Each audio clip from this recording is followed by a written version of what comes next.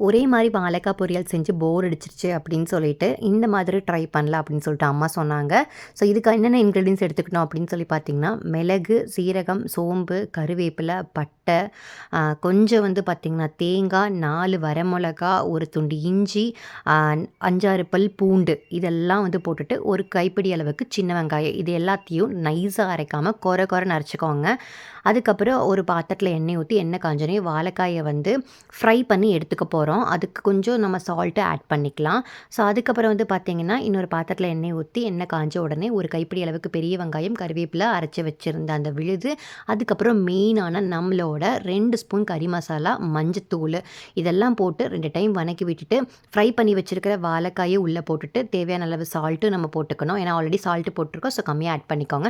கொஞ்சமா தண்ணி தெளிச்சு வேக வச்சு எடுத்தீங்கன்னா, சூப்பரான வாழைக்காய் சுக்கா வந்து ரெடி. மறக்காம உங்க வீட்ல ட்ரை பண்ணி பாருங்க. கறி மசாலா வேணா ஸ்க்ரீன்ல தெரியிற மாரி ஆர்டர் பண்ணிக்கோங்க.